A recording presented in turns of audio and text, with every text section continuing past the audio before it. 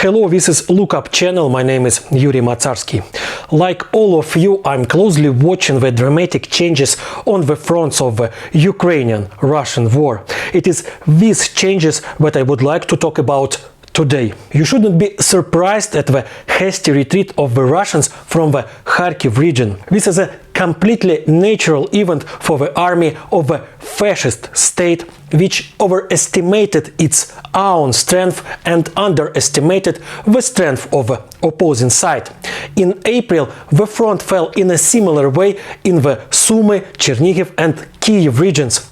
The occupiers simply fled after being unable to hold the territories captured in the first weeks of the war. Why is this happening? What causes the flight of Russian soldiers? Let's figure it out. The Russian state and after it the Russian army are extremely irrational structures. In Russia, there are a lot of internal problems, an extremely low quality of life. Medicine outside of big cities is simply disgusting. Hundreds, if not thousands of schools and hospitals are heated with firewood. It is impossible to live on Russian pensions, and a rational government would deal with precisely these problems. But Putin is not like that. He is not interested in dealing with the problems of freezing old people or collapsing schools. He's obsessed with world domination. The most irrational decision Putin could make was to start an aggressive war against his neighbors, and he made this decision simply because in his system of values it is more important not to restore his own towns but to destroy and subdue others. In principle, lies and blatant inefficiency are among the most visible signs of fascism, and in Russian reality they manifest themselves very clearly. The Russian authorities lied to the people and to themselves about some supposedly terrible danger posed to them by Ukraine.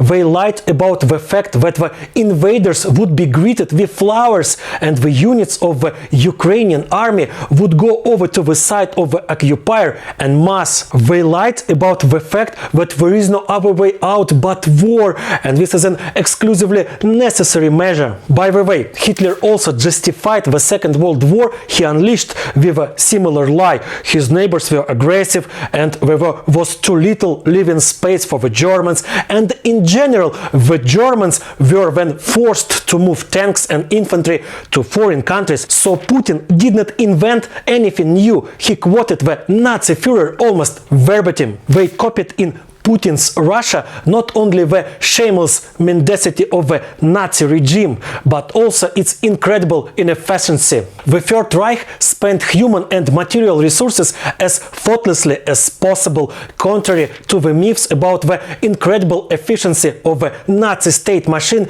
It was anything but efficient. A lot of government departments copied the functions of each other. The Gestapo and the Ministry of State Security generally did the same thing. They caught citizens disloyal to the regime. Huge money was consumed by all sorts of occultists and magicians who were spinning next to the Nazi elite. Putin, according to rumors, is also prone to mysticism, likes to consult with astrologers and fortune tellers, and based on what he hears from them, he built state policy.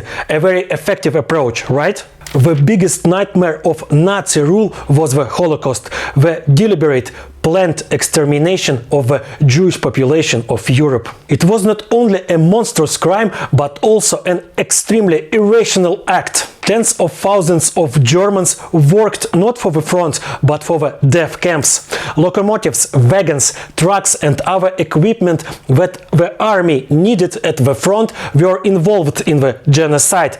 Entire industries were occupied only with genocide and nothing else. A lot of money was spent on the destruction of the unarmed population, on the killing of people who were in no way capable of harming the Reich, simply simply because the Führer decided so. So with the war in Ukraine, with the destruction of cities, with the genocide of Ukrainians, the same thing is happening.